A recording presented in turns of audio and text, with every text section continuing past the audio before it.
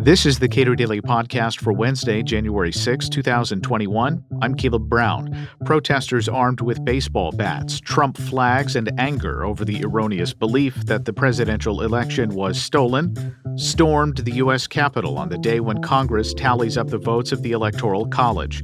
They broke through police barricades, broke windows, entered members' offices and the House chamber itself.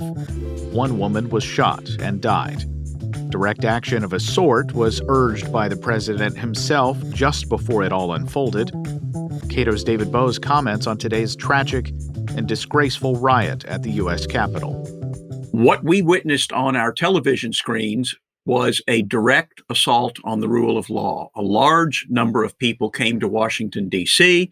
We could call them protesters. We might call them rioters. I think we can certainly call them a mob, as it turned out. The President of the United States spoke to them. He told them, as he's been telling them for 2 months, that the election was stolen, that he had won by a landslide. He told this group of people, his people, waving Trump flags, we will never give up. We will never concede. We will not take it anymore. He told them to march to the Capitol. You'll never take back our country with weakness. You have to show strength and you have to be strong. Maybe he did not intend by that to mean that they should march to the Capitol, overwhelm law enforcement officers protecting the Capitol building, storm into the Capitol, storm into the Senate chamber, break the windows to get into the Senate chamber, run up on the vice president's dais where Mike Pence should have been, but instead there were rioters up there on that dais. That's what happened today. It's a direct assault on the rule of law. And, it reminded me of something we quote a lot at Cato, which is Milton Friedman saying, freedom is fragile. We can't take it for granted. We say that about a lot of things, about the growth of government, about abuse of the rule of law, and so on. But it's hard to think of a worse assault on the rule of law than people armed at least with sticks, if nothing else, and with the power of a mob, overwhelming law enforcement, storming into the U.S. Capitol, breaking glass to get into the Senate chamber.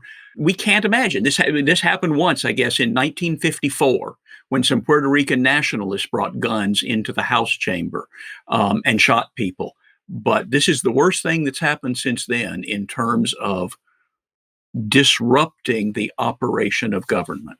We're 2 weeks away from the end of Donald Trump's time in office. It seems pretty clear that the president, when he wants to be, can be pretty careful with language. So he did not, as a technical matter, incite these people to violence. But what is the appropriate response?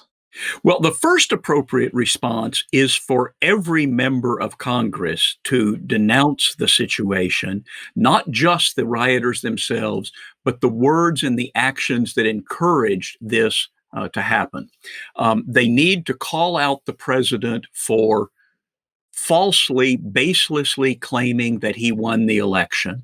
They need to tell him to tell the supporters of his that, in fact, he didn't win the election. It hurts to lose an election. I've lost elections. I've supported candidates who lost elections. It hurts. You don't like it. Hillary Clinton didn't like it. George H.W. Bush didn't like it. Jimmy Carter didn't like it when they were turned out of the White House.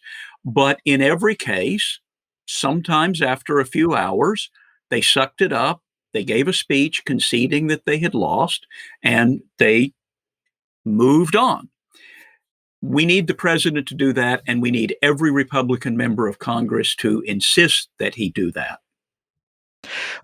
This seemed odd to me, but I read a press release from the National Association of Manufacturers that seemed to come out pretty quickly after all of this this chaos ensued at the Capitol, and they, and among others, have explicitly called for what they call the 25th Amendment solution, that is to use the vice president and the cabinet to remove this president from office.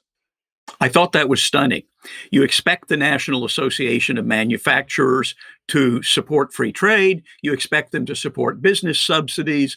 You expect them to support lower taxes on business. You don't expect them to call for the removal of the President of the United States for malfeasance in office immediately. I mean, the point of the 25th Amendment partly is impeachment takes a little time. It has to go through two houses of Congress. 25th Amendment can be done instantly by the vice president getting the signatures of half the cabinet. I don't think that's going to happen. And it's not really what the 25th Amendment was created for, which really was for incapacity of a president, like maybe he'd had a stroke or he'd literally gone crazy. I don't think we can say the president has literally gone crazy, but I can understand why people are saying this is not right. This is not normal. President Trump had some policies that I liked, and he had a number of policies that I didn't like. And I didn't like his style of communicating, and I didn't like the way he approached constitutional restraints on his own power.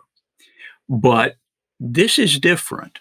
2 months of telling people that the election was stolen, that you can't trust the American political process, that it's all rigged, even though you lost by 7 million votes. That's not the way we play liberal democracy. That's not a constitutional Republican way of acting after you lose an election. In the speech today, or maybe it was in a tweet, he accused his own vice president of cowardice for not overturning the election, a capability that Vice President Pence doesn't have. His job today was not to decide who won the election. It was to read out the statement that each state has cast its electoral votes, and that means the winner is Joe Biden and Kamala Harris. A lot of people don't want Joe Biden and Kamala Harris to be president and vice president. I've told some of my young colleagues I've been against Joe Biden since before you were born. But in a binary choice between Trump and Biden, the people voted for Vice President Biden to become president. So it is the responsibility of the defeated candidate to acknowledge that that's the system that a constitutional republic depends on.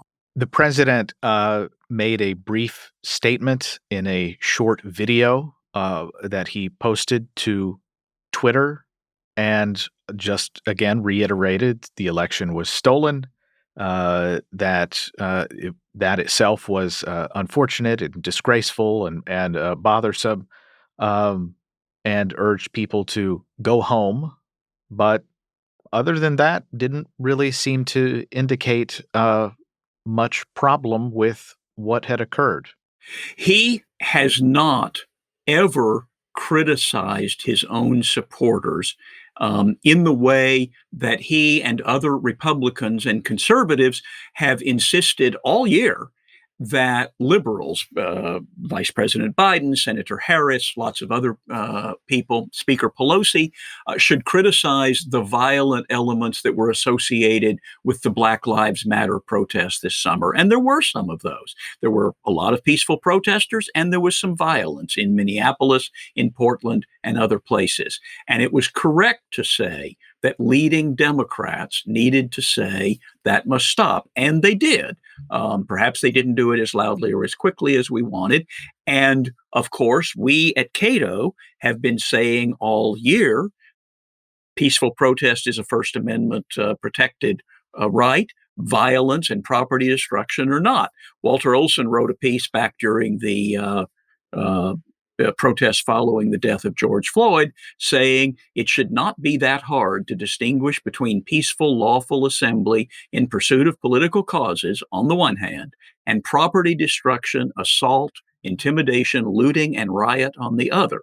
Yet at this particular moment, many seem to think that to draw the line against the latter is somehow to undercut the ground on which the former stands, unquote. And that's right. We must not suggest that you can't criticize people who are somehow on your side when they are doing things that are illegal and violent and destructive. And the president has been derelict in not doing that sort of thing. One thing I'd like to say is that conservatives need to think about where their movement is. You look at those pictures today. Is that the conservative movement that Bill Buckley and Barry Goldwater and Ronald Reagan built up? Bill Buckley famously excommunicated the John Birch Society. He said they were not responsible conservatives, and conservatives shouldn't join that society. We need conservatives to be doing that today. And I will say, at magazines like National Review and Commentary today, and statements from senators, including Ted Cruz and Tom Cotton, they are saying today, no violence. Some of the senators have not been strong enough in saying, how did we get to this point? This is not something conservatives and Republicans should be doing, and they need to think about how we did get to that point. David Boaz is Executive Vice President at the Cato Institute. Subscribe to the Cato Daily Podcast anywhere you please, and follow us on Twitter @Cato Podcast.